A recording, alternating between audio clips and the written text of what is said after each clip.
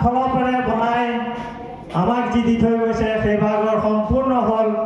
সেই ভাগকে সাত বৈকুণ্ঠৰ সিংহাসন বুলি কোৱা হয়। সেই সাত বৈকুণ্ঠৰ প্ৰতি ভাগৰে প্ৰতিটো খলপৰে তত্ত্ব আছে। আপোনালোকক অৱগত কৰাই দিওঁ, সেই তত্ত্বৰ সাত খলপৰ প্ৰথম খলপেই হ'ল আমাৰ এই সাত বৈকুণ্ঠৰ যি নীতি নিয়ম কৰি সাত বৈকুণ্ঠ ভাগ শ্ৰী গুৰুজনাই পাতি দি থৈ গৈছে।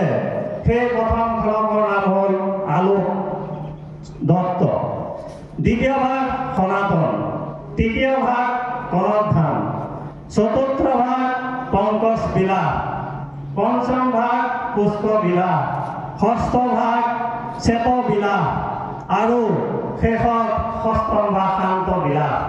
এই সাত বৈকুণ্ঠৰ সাত ভাগেই আমাক এই সাত বৈকুণ্ঠৰ সিংহাসন ভাগৰ সাত বৈকুণ্ঠ সিংহাসন বুলি আমাৰ অসমীয়া সমাজৰ মাজত দি থৈ গৈছে।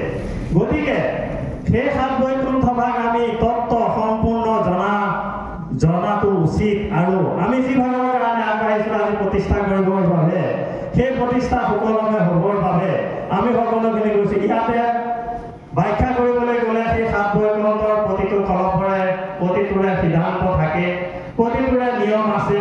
কশ্যপৰ স্থান আছে, হস্তীৰ স্থান আছে, সিংহৰ স্থান আছে। সিংহ কিন্তু বাম সিংহ নহয়, নাম সিংহ বুলি কোৱা হয়।